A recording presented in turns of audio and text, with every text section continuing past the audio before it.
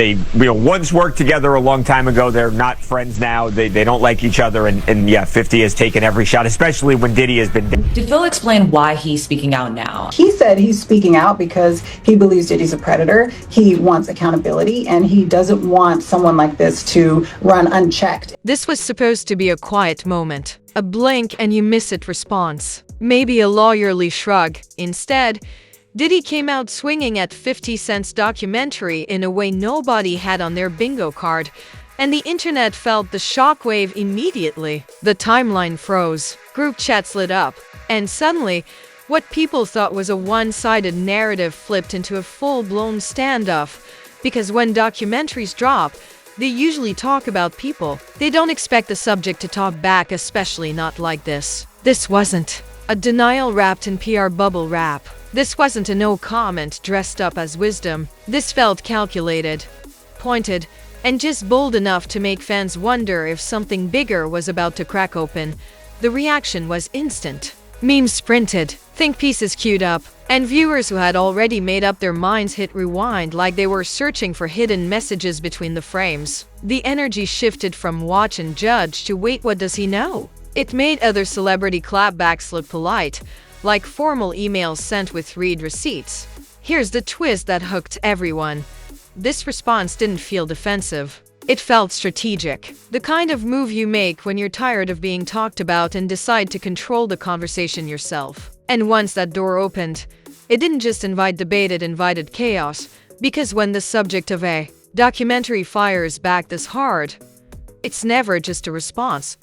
This whole situation didn't start with a response. It started with tension that had been marinating for years. When 50 Cent rolled out his documentary, the internet treated it like the final word, the closing argument, the mic drop nobody could challenge. Viewers pressed play expecting a one-directional narrative, something to watch, judge, and move on from. Nobody expected the person at the center of it all to reach through the screen and talk back. But that's exactly what Diddy did.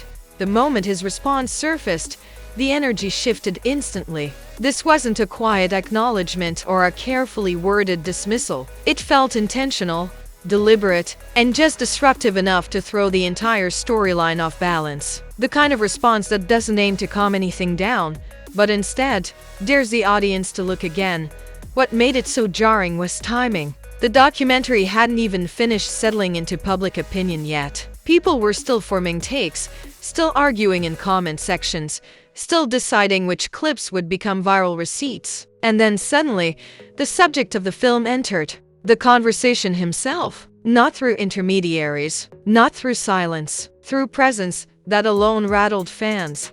Because documentaries are supposed to speak from a distance. They freeze moments, frame narratives, and let audiences feel like investigators. When the person being dissected suddenly steps into the room, it breaks the illusion. The audience stops feeling like judges and starts feeling like witnesses. And Diddy didn't come across as panicked.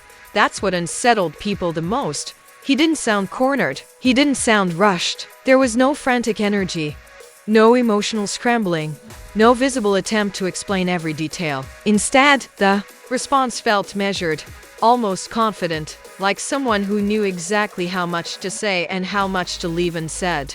That choice alone sparked 1,000 theories, because confidence in moments like this reads as either absolute certainty or absolute calculation. Fans immediately went back to the documentary with fresh eyes. Scenes that once felt definitive suddenly felt selective. Quotes that sounded final now felt like setup. People began asking whether they'd watched an expose or just one side of a much messier chessboard.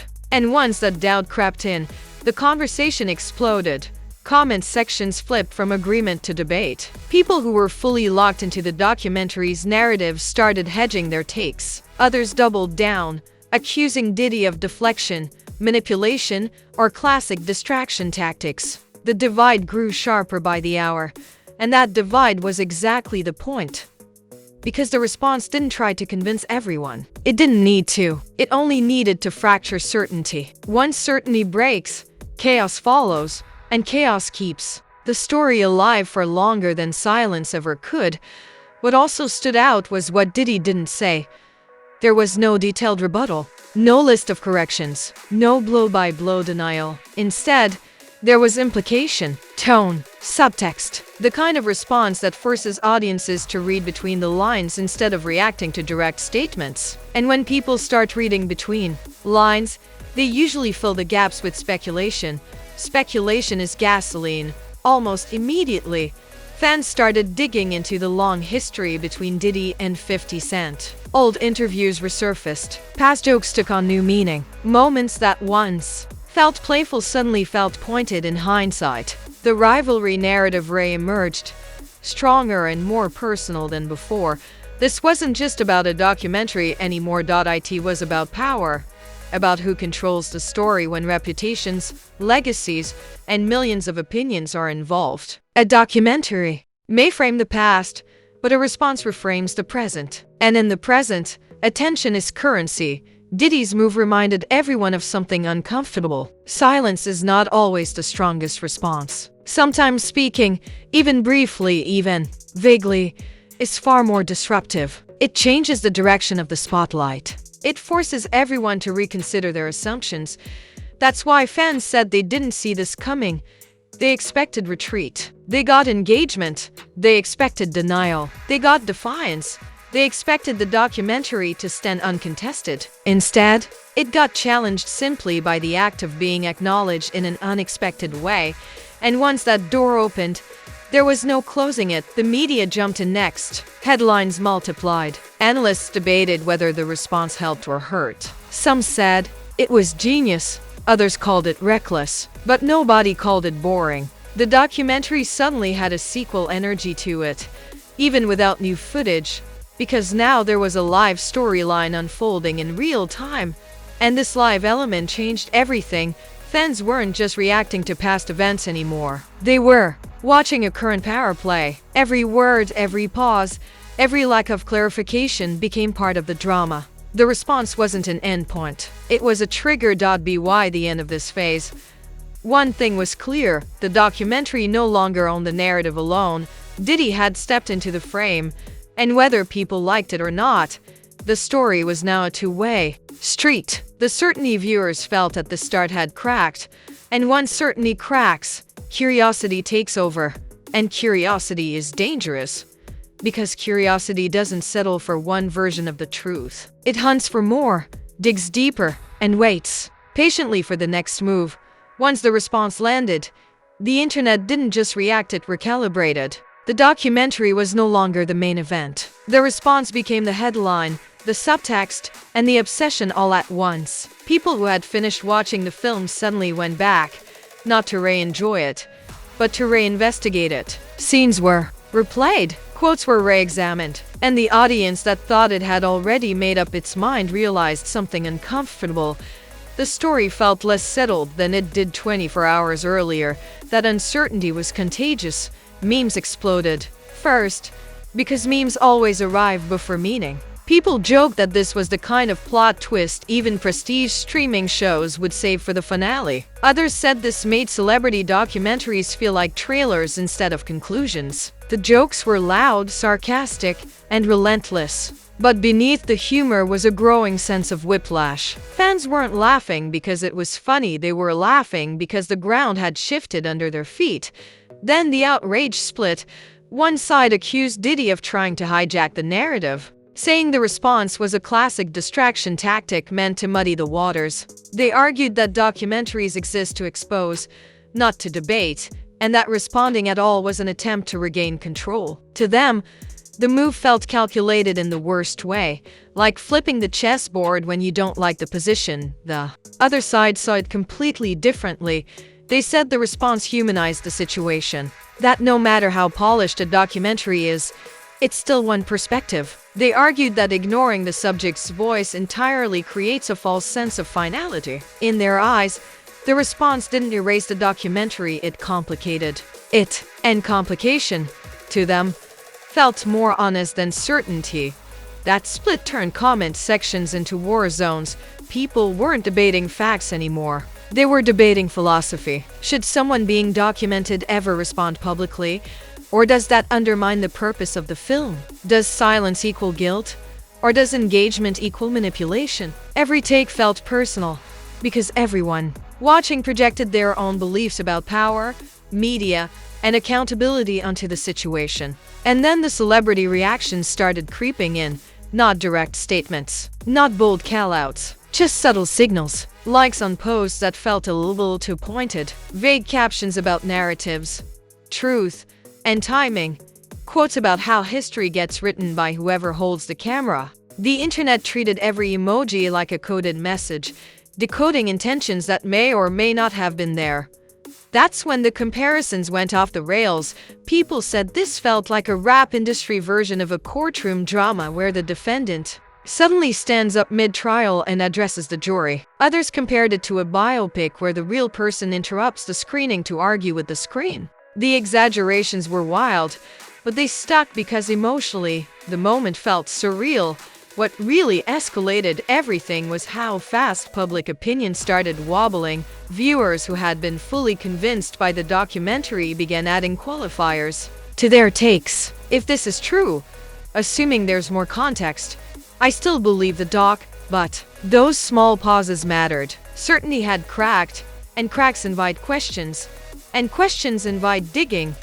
Fans went back years, pulling old interviews between 50 Cent and Diddy, reframing jokes as jabs and comments as foreshadowing. What once felt like industry banter suddenly looked like a long-running Cold War that finally spilled into the open. The documentary stopped feeling like a standalone project and started feeling like one move in a much longer chess match. The public outrage grew louder, not because people knew more, but because they felt less sure. That uncertainty frustrated audiences who wanted a clean villain and a clear hero. Instead, they were left with tension, with two powerful figures, two massive platforms, and a narrative that refused to sit still. The story stopped being about the past and started being about the present, about who controls attention right now. Even the media tone shifted. Articles stopped declaring conclusions and started asking questions. Headlines leaned into ambiguity instead of certainty. Phrases like raises questions and sparks debate replaced definitive language. That change signaled something important. The response had successfully destabilized the narrative, and destabilization is powerful, because once a story becomes unstable, it stays alive. It keeps evolving. It invites new angles, new voices, and new interpretations. Silence might have let the documentary burn bright and then fade. Engagement turned it into a living argument.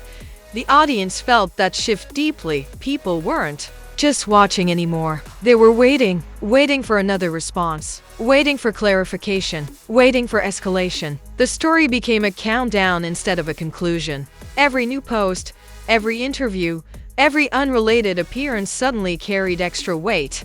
And through all of this, one truth became impossible to ignore. This wasn't about winning the argument. It was about controlling momentum. The documentary had momentum. The response hijacked it. Now the story belonged to nobody and everybody at the same time. And in that chaos, speculation thrived. Conspiracy theories bubbled up. Wild interpretations spread. The narrative stretched far beyond what either side likely intended. By the end of this phase, the outrage wasn't peaking, it was sustaining. The story had legs. It had layers, and it had one terrifying quality that guarantees longevity in internet culture: unresolved tension. People weren't asking, "Is this true?" anymore. They were asking, "What happens next?" Because once a documentary gets answered instead of ignored, it stops being a statement. The aftermath didn't explode all at once. It settled in slowly, like pressure you don't feel until your ears start ringing. After the response, the documentary stopped being the final word and started becoming a reference point. Something people pointed back to, argued over, and reinterpreted depending on what happened next. And that shift alone changed everything. Public perception didn't collapse, but it did fracture. Before the response, many viewers felt comfortable sitting in certainty. They watched, reacted, judged, and moved on. After Diddy fired back, that comfort disappeared. Opinions didn't vanish, they hardened or hesitated. Supporters doubled down. Critics sharpened their knives. Fence-sitters multiplied. And once an audience splits like that, the story stops fading and starts fermenting. What made this moment so powerful was that it forced people to acknowledge something they usually ignore. Documentaries feel definitive because they're edited that way. Music, pacing, framing, narration, everything pushes viewers toward a conclusion. But a response, especially one nobody expected, snaps that illusion in half. It reminds people that real-life subjects don't freeze when the credits roll, and that reminder made viewers uneasy, because now the documentary felt less like a verdict and more like evidence in an ongoing case. People weren't asking what the film proved anymore. They were asking what it left out. That doesn't mean minds were changed, it means minds were reopened. And reopening minds is dangerous territory in internet culture. Reputational impact followed quietly. For Diddy, the response reframed him from passive subject to active participant. To some, that read as confidence. To others, it read as arrogance. Either way, it guaranteed one thing: he wasn't going to be ignored. Silence might have let the documentary dominate the conversation uncontested. Speaking up ensured the spotlight stayed split. For 50 Cent, the documentary gained a second life. What could have been a one-directional statement suddenly felt like the opening move in a longer confrontation. The project didn't lose relevance, it gained volatility. And volatility keeps audiences hooked far longer than clarity ever could. The industry watched closely. This wasn't just about two public figures anymore. It became a case study in modern media power. Who controls a narrative when the subject refuses to stay silent? Does responding legitimize the film, or does it undermine it? These questions rippled beyond fans and into boardrooms, press strategies, and future projects. Creators took notes because this moment proved something crucial. Silence isn't always the safest route, but neither is engagement. Both choices carry risk, and both can backfire in different ways. The response didn't end the conversation, it transformed it into something unpredictable. Fans felt that unpredictability immediately. Every new appearance, every interview clip, every unrelated headline suddenly felt loaded. People scanned body language, listened for tone, waited for subtext. The story trained the audience to watch closer, not just consume. And once viewers become investigators, the content never really ends. Even fatigue didn't kill the conversation. Some people said they were tired of hearing about it, but they kept clicking anyway. That's the paradox of unresolved drama. Exhaustion doesn't shut it down, it simmers. The story stayed alive in references, comparisons, and future debates about documentaries, accountability, and public responses. The biggest consequence wasn't outrage. It was uncertainty. Uncertainty about who controls truth in the age of edited narratives. Uncertainty about whether documentaries expose reality or construct it. Uncertainty about whether responding helps or hurts. And uncertainty is the one thing the internet cannot stand without feeding. That uncertainty also guaranteed one thing: this wasn't the end. The response didn't close the book. It bent the spine. It left pages loose, ready to be added, rewritten, or ripped out entirely depending on what came next. Fans knew it. Media knew it. And both sides knew the audience was waiting for escalation, waiting for clarification, waiting for another unexpected move.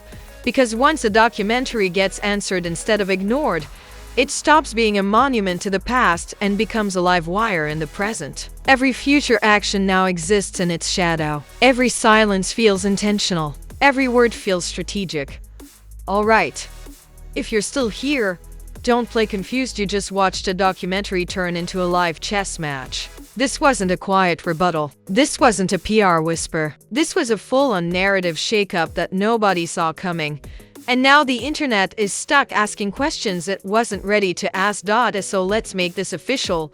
First, smash that like button like it owed you money and tried to deduct the payment. Likes tell the algorithm you want real breakdowns, real tension, and real stories that don't end when the credits roll. Second, drop a comment right now. I don't want safe takes. I don't want fans sitting. Did Diddy responding change how you saw the documentary? Or did it confirm everything you already believed? Was this confidence, calculation, or pure chaos? Say it with your chest. The comment section is where the real debate happens. Third, subscribe. Not because I'm begging, but because, let's be honest, stories like this don't disappear. They evolve. If you want the analysis before the narrative gets cleaned up, rewritten, or buried under PR statements, this is where you stay locked in. This channel doesn't do silence. We don't accept one version of the story. And we don't pretend power plays stop at the credits. Scandals resurface. Receipts reappear. And when two giants clash in public, the fallout never lands quietly. Turn on notifications. Stay alert. Keep watching closely. Because if you think this response caught fans off guard, just wait until the next move drops. This is Truth Tattle, where narratives get challenged, stories get dissected, and no headline is ever the final word.